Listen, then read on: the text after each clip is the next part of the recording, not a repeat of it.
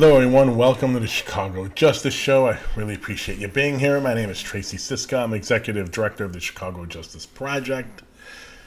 You can find out more about our transparency and accountability work at chicagojustice.org. Visit that site frequently. We got a couple of reports coming out. One is going to definitely break some news in Chicago. Okay, today we feature an interview with Sharon Fairly. She was former Chief Administrator of the Independent Police Review Authority and the Citizen Office of Police Accountability. She was their first chief there. And we're going to talk, basically get some insight into the whole Proud Boy cop issue. So for those that don't know, there was this issue about one of the Chicago police officers being a Proud Boy member or affiliate or something. I'm not sure if they hand out cards. But Superintendent Brown said, we're going to root them out. Well, what does that mean? What is the discipline possibilities? There's all kinds of questions around that. We're going to get into it with Sharon. Then we're going to talk about the city limping towards a sort of crisis response, although it certainly seems like they're doing it all wrong. Then we're going to talk about an article from the Southside Weekly on surveilling dissent. And then Lightfoot's Walking Time Bomb Cop, a really good article by Patrick Smith from WBEZ, I think. It's one of the better ones, period, about criminal justice in Chicago I have seen. And if there's time, we'll talk about some national stuff too. But first, if you are watching this show, you can help be a part of it by sponsoring this show. We run Monday, Wednesday, Friday, every day at 5:30 Central. We would like to extend that to being able to stream City Council, Cook County Board, Illinois General Assembly. Anytime it deals with justice issues, we'd love to stream it, but we need your help to do it. So please go to chicagojustice.org or drop a email to info@chicagojustice.org. We can customize a sponsorship plan for you or your business. Okay, so we'll run the Sharon Fairly interview. It's about 20 minutes. It's really interesting. I think people, aldermen, people in the city council, the media are not really getting this whole Proud Boy cop thing. It's about basically this conversation. While we don't talk about him specifically, is about an officer named Robert Baker who came up in the news as being affiliated or a member or a supporter of the Proud Boys, this white supremacist group that was heavily involved in the insurrection a mile from where I live now. And their Superintendent Brown said, we're going to root them out. We're going to get them all out. Really? How do you do that? Being a member of an organization like that probably isn't enough to fire them, and I don't know what membership means. So we're going to get into that with Sharon. I don't think it was discussed enough by the media. I don't think the media pushed Brown enough beyond the rhetoric, because that's all he gives is rhetoric. He's so shallow. There's nothing behind it. Anything he says most of the time. So I'm going to play the interview, and then I'll come back and discuss it. If you're watching us on Twitch, Twitter, Facebook, or YouTube, I want this to be interactive. Drop a comment in the chat or a question. I'm happy to answer them. This interview was canned, so for the next 20 minutes, canned, but I'll come back if you have questions about this interview. I'm happy to answer them. All right, I'm going to play the interview, and I'll be back on the other side. Thank you. Hello, everyone. Sharon Fairly, former Chief Administrator of both the Independent Police Review Authority and the Citizen Office of Police Accountability. She stood up COPA in the transition from IPRA to COPA, and also now a law professor at the University of Chicago. Thank you so much for being with us. My pleasure to be here. Thank you for having me. So here's my question. And in early June, there was an officer, and there's an officer, we don't even have to mention his name, Robert Baker, but I don't want to talk about him specifically. It came up in the news that he was supposedly affiliated with the Proud Boys, a white supremacist, overtly white supremacist organization. And they've made the news like crazy since the insurrection. And, they suspended him, and then Superintendent Brown came out and said, hey, I'm going to root these people out. And what I didn't understand is I'm not sure being affiliated with a loosely based organization where you're not a card carrying, donation giving person. I don't know what that is. And I don't even know if you're a card carrying member of an organization that has white supremacist views. if that's something that is actually they can investigate and then discharge you for. So the only rule violation I could think of was bringing discredit upon the department. Although I'm not sure how you actually connect him completely to the Proud Boys. So I'm going to give you a hypothetical, since you and both you have vast experience in this. Someone files a complaint against Officer Smith and says he's a member of the Proud Boys, and I'll sign an affidavit. Here you go. You got the affidavit. Go get him. What is your response when you get that in IPRA or now COPA? Right. So first of all, that kind of case is not exactly within the scope of the jurisdiction of IPRA or COPA, because unless they made unless it became verbal abuse, right? So IPRA and COPA has its specific jurisdictions. So many of these cases, and I believe in Baker's case, it's being investigated by the Bureau of Internal Affairs. So the question about whether or not someone can be sanctioned for being connected to a group like this, it really has to be proven that they've broken a departmental policy. Now, you pointed to the core one, which is Rule 2, which is any action or conduct that either brings discredit on the department or is inconsistent with the department's values and policies. And so that, though, requires a specific action or conduct. It's not just about association. So police officers have First Amendment rights. They have the freedom of speech and they also have freedom of association, but it is not unlimited, right? There are some limitations on that speech and that association. For example, there is Rule 42 that prohibits police officers from kind of the anti-fraternizing rule. They can't hang out with convicted felons, right, or convicted persons. And so that is an infringement on their freedom of association. But the two rules that really come up in this context are Rule 2, as we've said, which is an action or conduct that discredits the department, or Rule 3, which is a failure to promote the department's values and policies. So that would be sort of like an act by omission, right? And so, for example, where you have persons who may have, for example, gone to the January 6th riot, and even though they didn't do anything bad themselves, they stood by and watched as others were breaking many, many laws. That could be, for example, the basis for that kind of a violation where you have failed to really stand up for the department's values and policies. And so it can't be just speech or association. It has to be speech or association that violates one of those rules that you can actually prove up in order to hold someone accountable in that way. Right. So, like David Brown, we're going to root him out. And like, I would like a country where the Proud Boy types organizations never existed. Right. And there were, and we got the people out of them and they all thought, white supremacists was bad. Well, how would you prove attack proving membership? And is membership enough?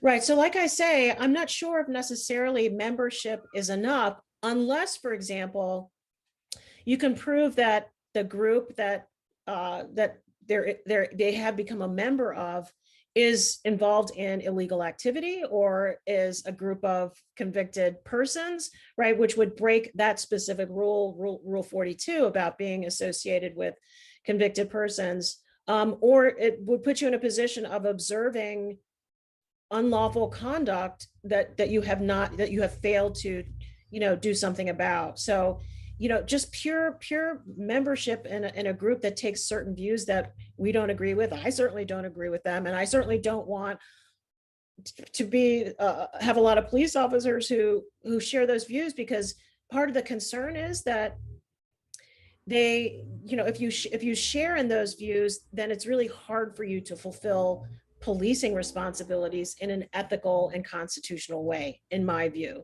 And so that's really the question is, can you gather evidence that shows that that this person, by being associated with this particular group, is essentially not fit for the position, is not fit for office, right? They can't possibly be able to fulfill their duties in a fair manner. And so that's the kind of evidence that I think it would require in order to, for example, fire someone, right, for belonging to a group like this. Yeah, and I thought, well, all right, if it becomes public that you're associated with the Proud Boys, it's certainly going to make your ability to testify in court around actions that someone of color did. It's certainly going to um, damage your credibility when it comes time to give testimony. I kind of looked at this. I saw this, and like, I'm not a fan of the Proud Boys, but I saw this the way I process this is we're back to the 50s where this is a thing called, they labeled you a communist, right? And that made you unfit for certain things. So I just saw Browns like, we're going to root them out. I don't understand what that means. How would a police department go root out people that have these views? I'm not sure. Are you going to make them take some kind of survey or test to uncover these interviews? Are you going to put undercover people in the Proud Boys? Join the Proud Boys and see if there's other cops involved? I've never understood that. Do you think there are ways, can you think of ways from all your experience that a police department would root out officers that have this, so that if they're not overtly espousing these things on social media? Well, I mean, I don't really know what activities they undertake in order to enforce. I'm sure there are, for example, social media policies, right, in place that they have to follow. And so I don't know what proactive programs that the department may be implementing in order to enforce those policies. It could be that they are monitoring social media sites for posts. That could be. I just don't know. I'm not sure what Superintendent Brown meant when he said root out.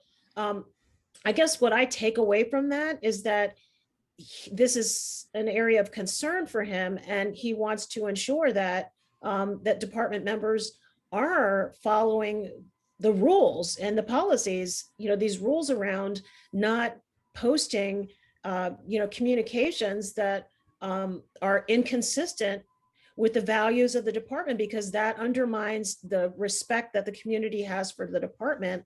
And so that's very, very problematic. And that's why those rules are in place, right? Is that they recognize that the conduct of individual officers and how they conduct themselves, even when off duty, can have an impact on how the community views the department. And so that's why their First Amendment rights are not completely unlimited, right? They don't have as many rights as we do as regular people because of that as an issue. And so it could be that they're out there sort of looking for violations of these rules more proactively. I just don't know. I don't have any experience with that. So I always thought, although incredibly hard, I think a precursor to all of this was Second City Cop Blog.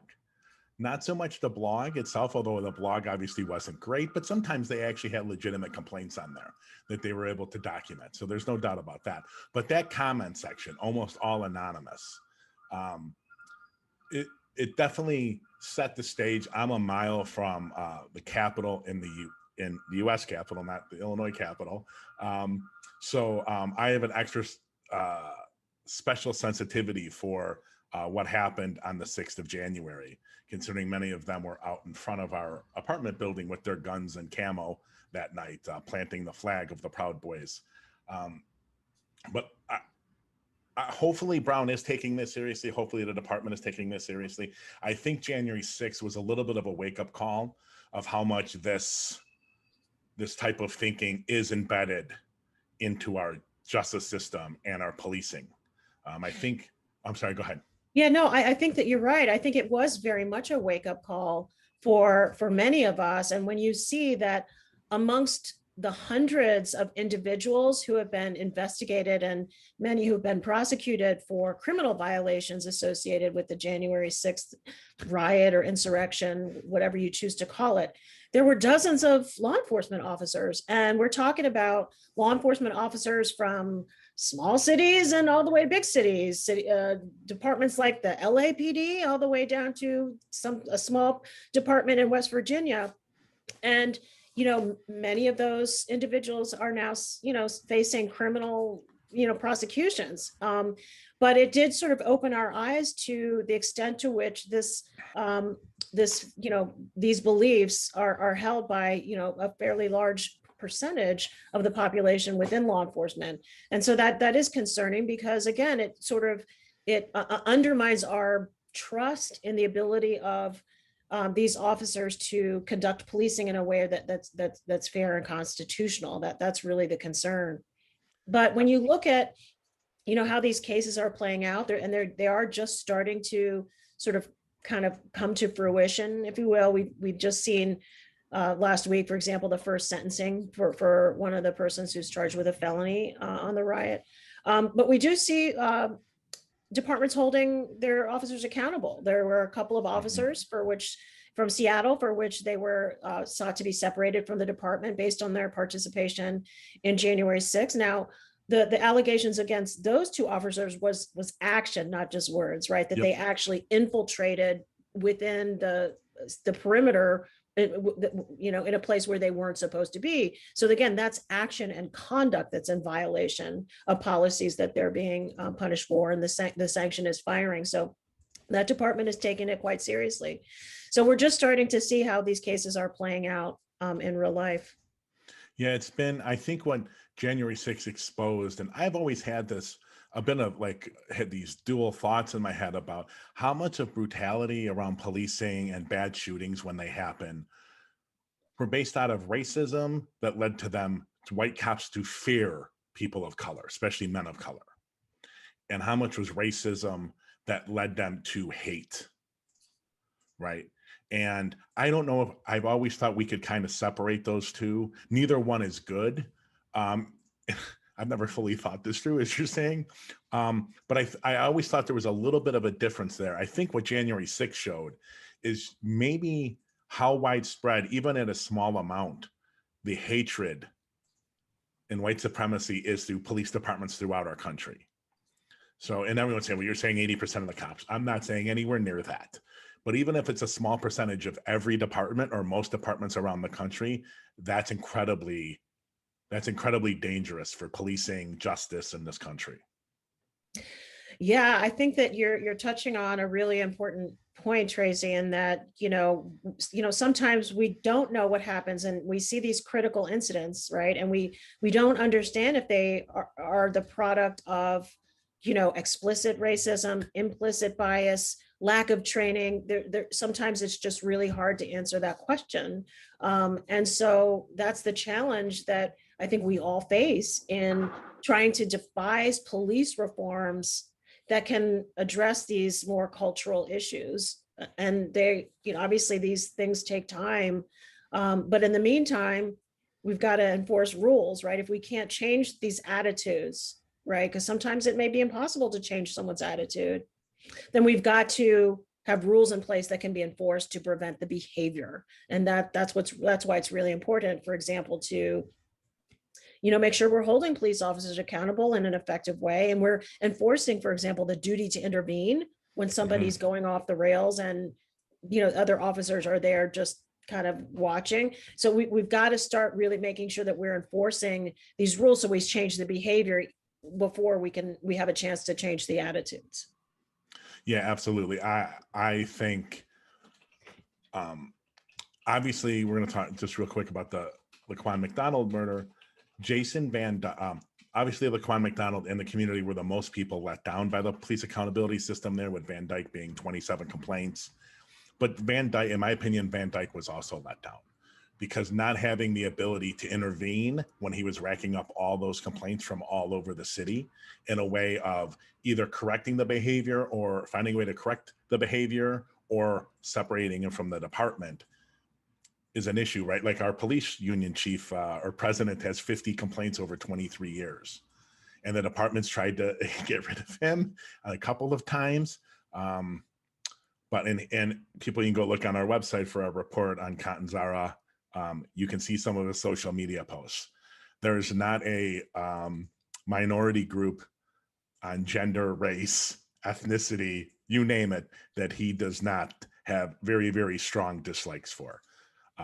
Yeah, well, if you read the charges that are before the police board for him right now, it's just a laundry list of Facebook communications that are rants about pretty much a lot of things. Yeah.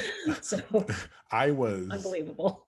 I've been doing this 25 years. I've been in police reform in Chicago since 1996. And even I was like, wow. Like Mhm. you just there's so much hatred in those posts when you can see them. I didn't show them on the show. You can go see them on our website because I want people to be able to read them. They're disgusting. But I Catanzara is not alone on the Chicago Police Department having those feelings.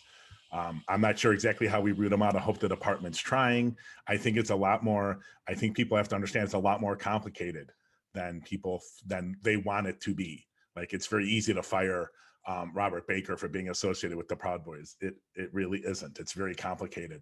And as being someone who's helped write some of the policy, it's very hard to write policies around these things in ways that make it easy to root out because they have the right to their beliefs. As you said before, it's that you can't make those beliefs translate into actions that violate rules, but trying to guess what is in someone's head is basically impossible. Yeah, and it also speaks to how we go about recruiting police Mm-hmm. officers as well, right? That's a process that's we're constantly struggling with. I know that the inspector general came out with a report recently about, the ability to sort of keep candidates of color in the mix in the Mm-hmm. process. But that's a big challenge as well, and that's a place where I think we need to focus a lot of energy too. Right. And I 100% agree with you. That report to me was very damning because the, not Lightfoot, but Rahm Emanuel and Daley have been talking for years. It's all about recruitment. We can't recruit right. Well, actually, you're getting the applicants of color. You're just not able to keep them. So Mhm. that is less about the community not stepping forward than it is the Right. system set up is failing them. Um, Absolutely. yeah, and I don't know, and maybe I know nothing about the psychological screening they do, and I'm not sure if there's a way to enhance that so you can root out white supremacists and through that process. I think that would be something interesting to look at, but I do think recruitment is an issue thing, and police departments have regularly recruited from the military, and as we see Right. with January 6th, with the Oath Keepers and the Three Percenters and how they're all ex-military, Right. there may be some issues with that also. Um, Yeah. And I think the challenge there is, again, like you can't discriminate in the hiring process against someone who has a certain belief, right? We wouldn't want that, right? But you have to be able to discriminate between those who can hold those beliefs, but still be able to do the job, right? In a fair and equitable manner. And that's what's really so difficult. yeah, no, it's incredibly. We could probably talk 6 hours on that topic. It's incredibly hard and incredibly complicated. I wish the media would do more nuanced reporting about this. This like we're just going to root them out and then we go on move the next day about totally different stories and we totally forget about this rather than having the complicated discussion about like, hey, how the hell are we going to actually do this? I think the people are being shortchanged. Okay, Sharon Fairly, thank you so much. We really appreciate you jumping on discuss these issues with us. Of course, my pleasure. Okay, so definitely a needed conversation. I think we're getting far too little of it in the media about how we're going to do this and how complicated it is. And I would say, first of all, Sharon Fairly, thank you so much for taking the time to do it. I know she's busy. So that's first. Second of all, it's incredibly complicated, right? And you want to throw labels at people, and it's been done in the past towards the people on the left, right? Communists, you're all communists in the 50s. I don't want to repeat that, but switch it where it's the left just throwing labels on people. If he's somehow affiliated, I'm sure they don't have cards saying I'm an official member of the Proud Boys. If he's somehow affiliated, none of those people have committed crimes or committed felonies or not aren't known felons, and he has friends that are affiliated. I just think it's more complicated than people think about how to root them out. I don't want anyone affiliated with the Proud Boys or any white supremacist organization, Oath Keepers, Three Percenters, the KKK, whatever. I don't want any of them to be police officers. Trust me, and I'm not advocating for it. I just think that we need a much more nuanced conversation about how we get those people that have those beliefs either out of the police or have significant oversight over them to make sure they are being fair and equitable as they're supposed to be. But the BS from David Brown about we're just going to root them out, I think is wrong, and I think that was helped by a media that should not have bought into that crapola, because he has no clue how he's going to do it. Sir, what rules are you going to do? What violations? What exactly did this officer do that broke the law? I don't understand. I don't think David Brown knows either, to be honest with you. I just think that he had that rhetoric ready to go when he needed it. Okay. We're going to take a 1-minute break, but I just want to remind you quickly, you got questions or comments, drop them in the chat, whatever medium you're watching and whatever platform you're watching us on, and I'm happy to address them in the show. All right, thank you for being here. We're going to take a 1-minute break and give you some information about our Nation program, which you can get at cjpnation.org. You can get more information, contact the group leaders, contact Sydney, who runs the whole thing. And then we're going to be back after this break and talk about how the CPD and the city is slow walking and walking in the wrong direction, it looks like, on crisis response in Chicago. We'll be back in 1 minute. Join a group of engaged and committed individuals advocating for transparency and accountability in the local justice system around the country. Get engaged through crowdsourced research projects, digital activism, public policy advocacy, or become a social media ambassador. Our criminal justice system will not reform itself. Communities must demand it. Transparency can be the fuel for justice our local communities need to combat the weaponizing of data by our justice system. Transformation of our justice system cannot occur until we know exactly what they are doing and who they are doing it to. Get involved today. CJP Nation.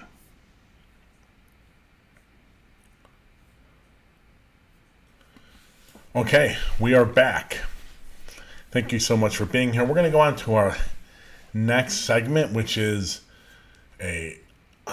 comes from an article in the Chicago Sun-Times, and it's titled "Mental Health Clinicians Will Start Answering Some 911 Calls in Chicago Instead of Cops."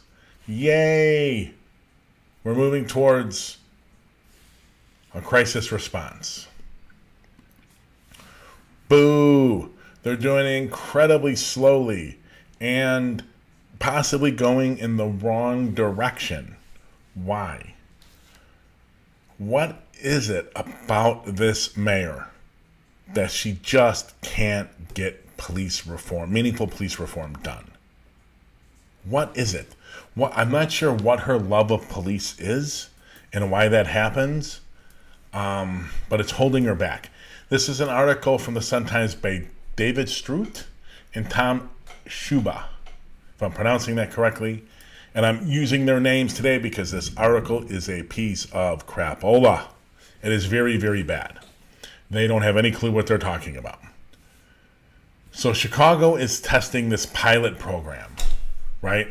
And it sounds interesting, a pilot. Now, you would ask yourself, okay, that sounds good if you don't know nothing about the topic.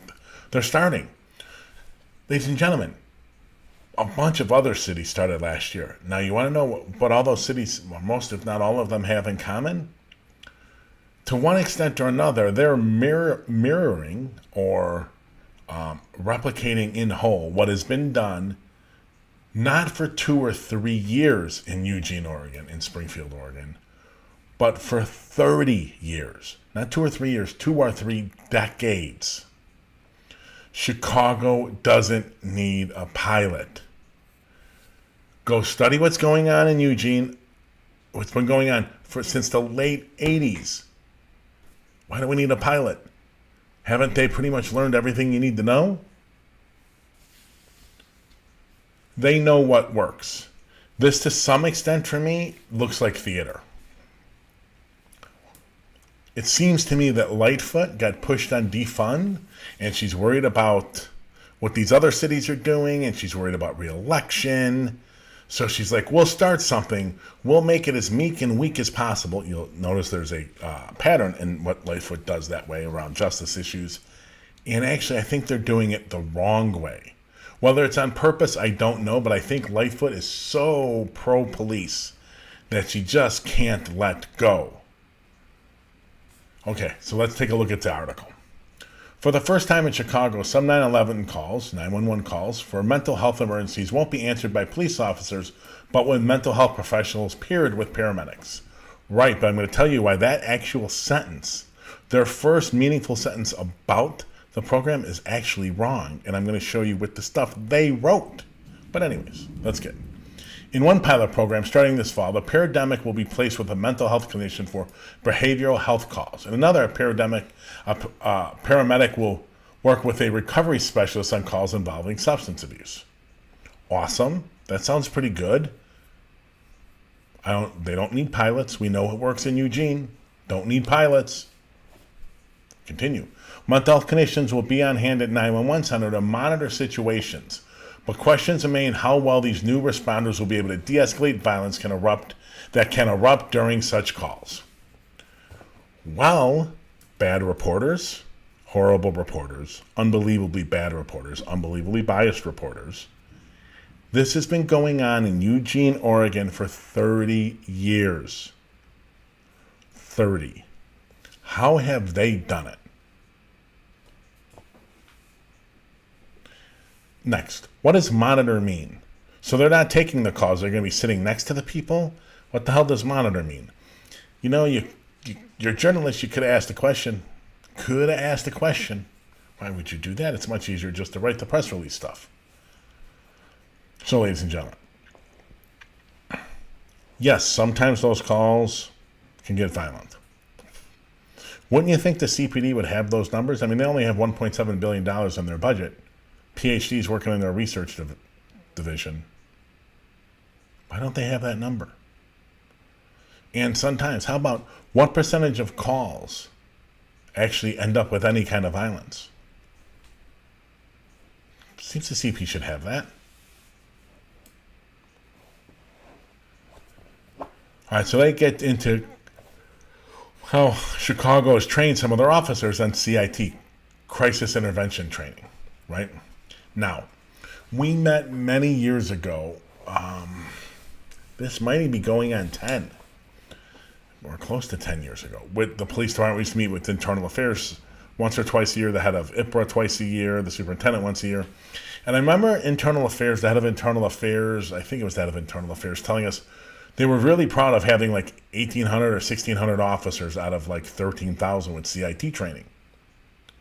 And we said, well, why don't you just train them all? Well, they don't want to spend the money.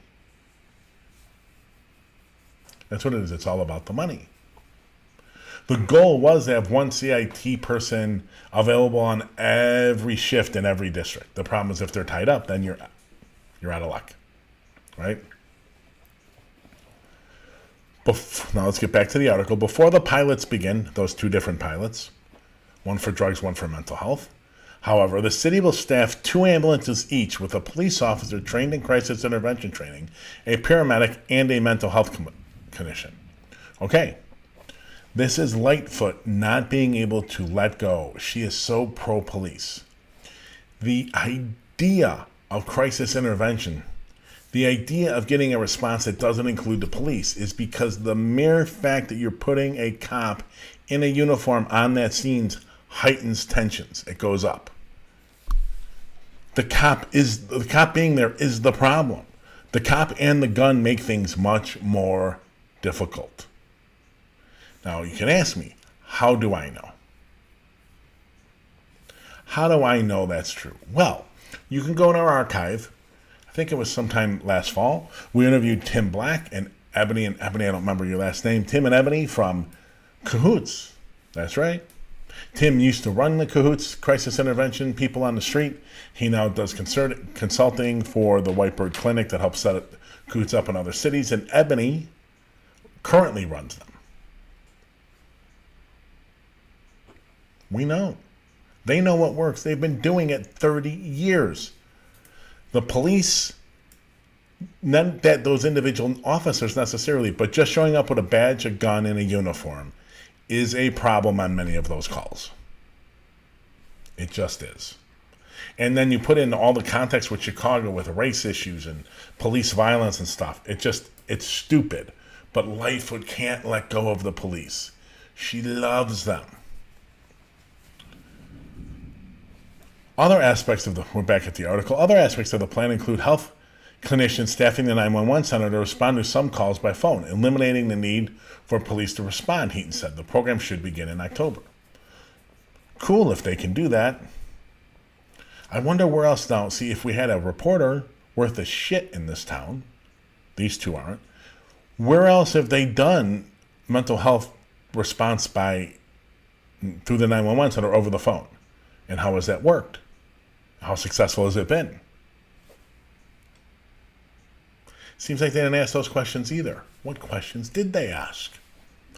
I continue. The only options now are the ER or the lockup, Heaton said.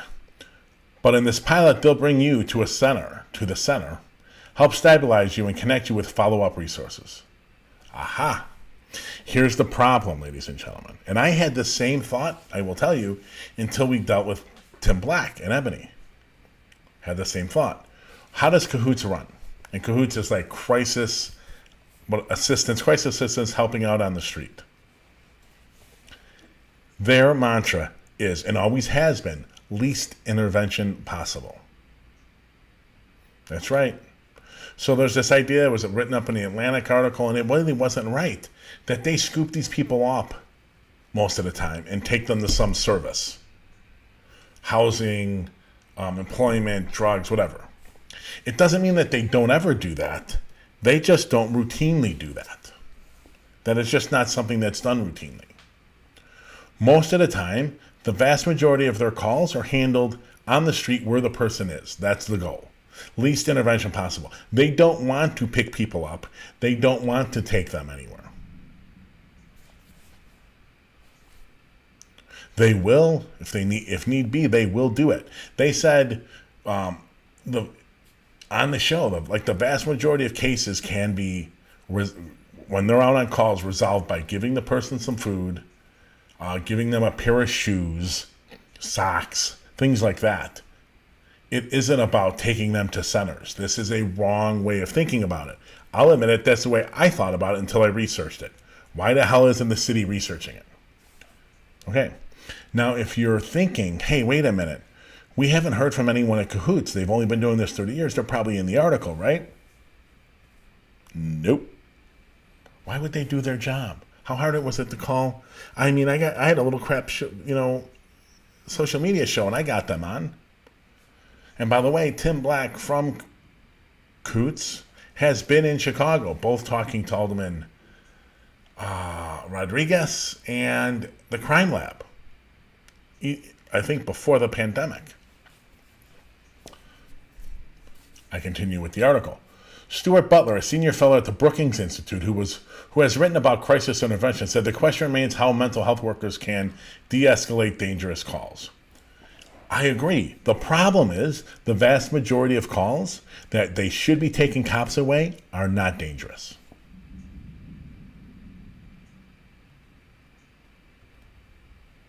That's just a fact. That's a reality. People are missing it. They think it's about these crisis responders responding to violent calls instead of the police. And while that you're talking about like someone in real mental health crisis, that's a small amount. It's not like it doesn't happen, but it's a really small amount of what the calls or Cahoots response actually responds to. I continue. People are not sure quite how to structure these teams, and they're not sure how much responsibility the mental health professionals should have to de-escalate a potentially violent situation, how much backup they need. Really? So you're saying Cahoots doesn't know? They've only been doing it 30 years. I think they would have figured that out. Who knows? These idiots didn't ask that question, or they didn't write the answer in. I mean, it's a horrible article about a very important topic. Why not just do an interview with the people from Cahoots and say, why aren't you doing it this way, Chicago Review? And as far as I know, as far as it's several months old now, the show, at that point, he had not talked to, Whitebird had not, and Cahoots had not heard anything from the mayor's office. So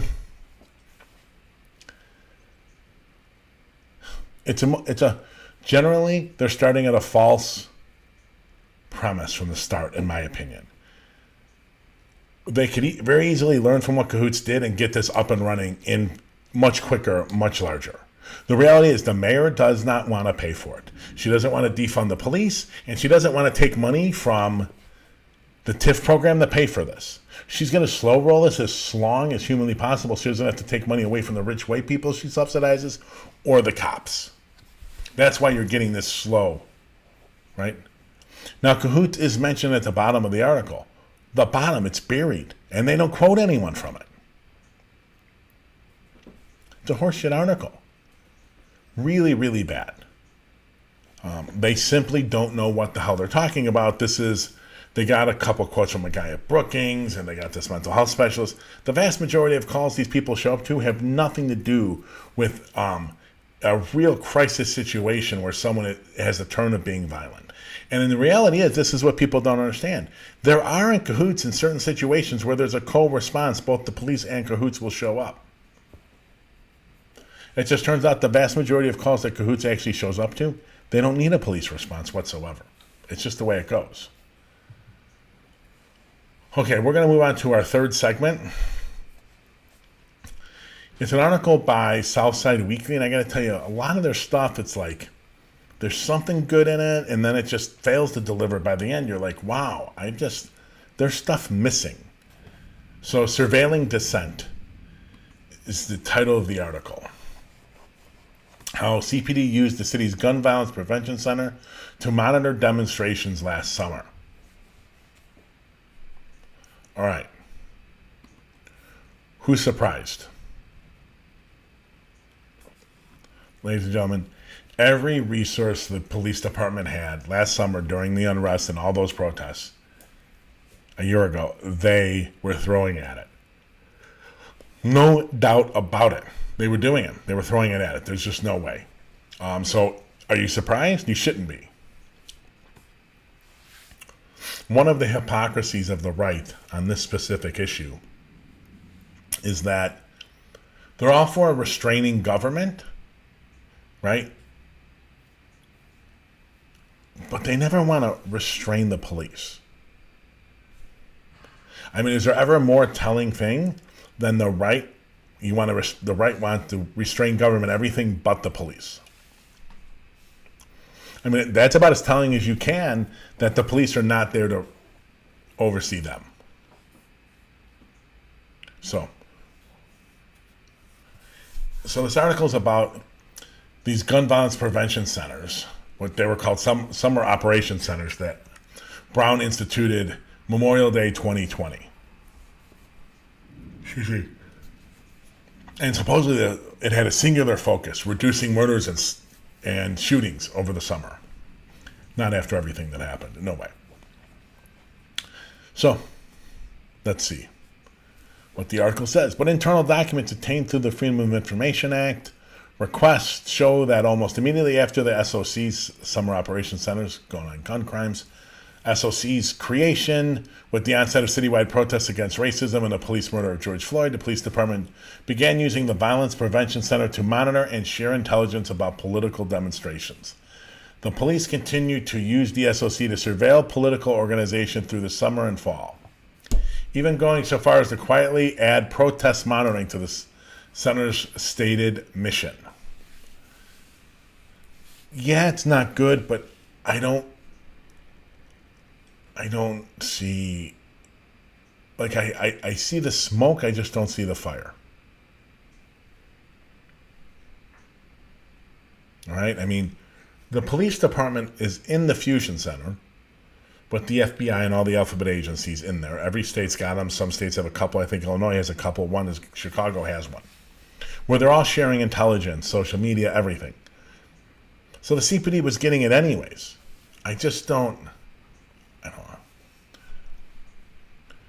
Function creep on these things is guaranteed 100%.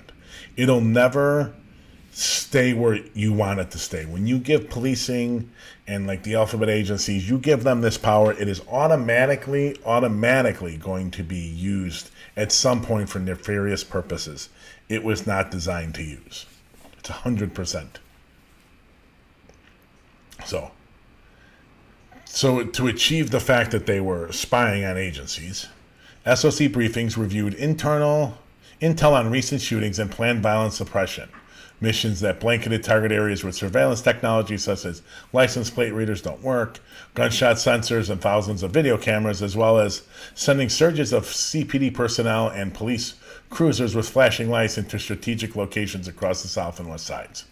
We see how well that worked, right? Didn't work. That was what these summer operation centers were doing. Did not work. Most of that tech, license plate readers work, but they're not really there for what they're not a gun violence prevention strategy. That is a scoop anyone you can up for any kind of warrant practice, or find the occasional carjacked or stolen car. And storming in DC, hope you don't have to hear that thunder, but in case you do, that's what's happening. In the week following the May 30th rebellions, you know the politics of the outlet, the SOC continued to coordinate surveillance of political activities alongside its violence prevention mission. Internal documents show that starting at an evening briefing on June 13th and subsequent meetings that summer, the center's mission was now described as coordinating city resources to monitor protests in addition to the continued mission to reduce violence during the summer months.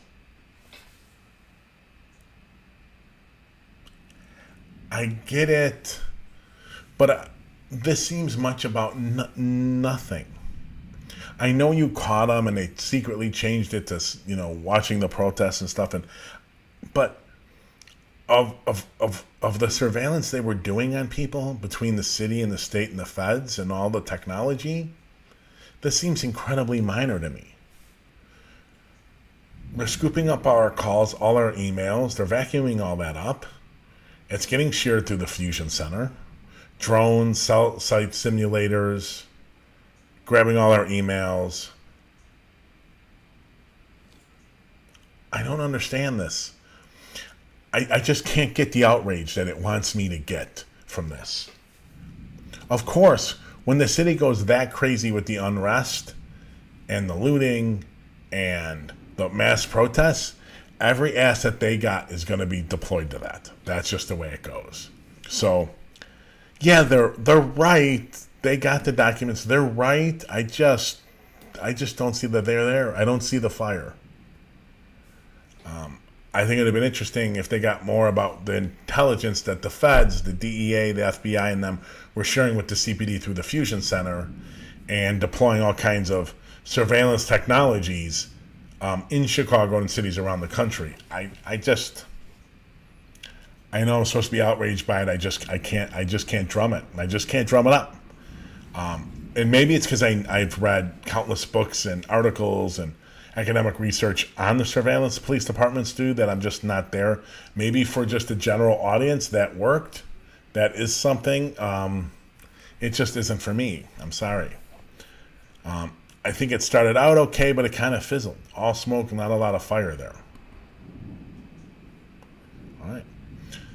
Segment 4, BEZ article. And this is a really, really good article. I've had issues with most of the journalists that cover crime and justice in Chicago, as you know, if you watch the show or listen to the pod. But this is a really good article. So the title is, What Happened After Lightfoot Called Chicago Cop a Walking Time Bomb? Not much. This is from Patrick Smith at BEZ. It's a very, very good article. Now, the story's about a cop named Joshua Perkis. Now, for a little context, remember everything you hear. He's a field training officer, what's called an FTO. He trains other cops that come out of the academy. Okay? Shows you just how limited the police accountability system is. Here's the article. On July 21st last year, Chicago Mayor Lightfoot sent an email to some of her highest-ranking staffers about a veteran Chicago police officer named Joshua Perkis, who, she said, sounded like a walking time bomb. You can hear that thunder with a badge and a gun. Lightfoot was flagging a WBEZ story from the previous day outlining Perkis' history of social media posts that had prompted a Cook County judge to call the officer frightening, a judgment Lightfoot echoed in an email. Now, all of that sets off a bunch of emails back and forth, right? In fact, despite the rare public admonishment by a sitting judge and the mayor's obvious alarm, Perkis only received a one-day suspension for social media posts like work, hustle, kill. Choose your victims carefully. And honesty is not always the best policy. Yes, that's what we want from a police officer. Meanwhile, police records show a second investigation apparently prompted by WB's reporting is still unfinished nearly 1 year later. That despite the fact that comments being investigated are contained in public social media posts and as the storm comes crashing down around us and have been in the city's possession since 2009. That's right, ladies and gentlemen. You have a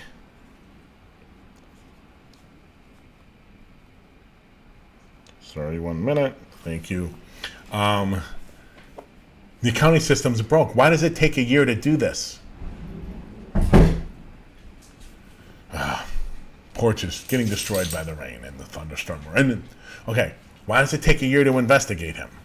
2 days after Lightfoot sent her email, Tamika Puckett, who was then the city's chief risk officer, prepared an informal memorandum on Lightfoot on Perkis, writing to the mayor that Perkis has been investigated for misconduct 44 times during his 17-year career with the CPD. That's more than 98% of officers, according to the Citizen Police Data Project. 44 over 17 years. In the next 6 years, he's got it's pouring. In the next 6 years, he can rack up.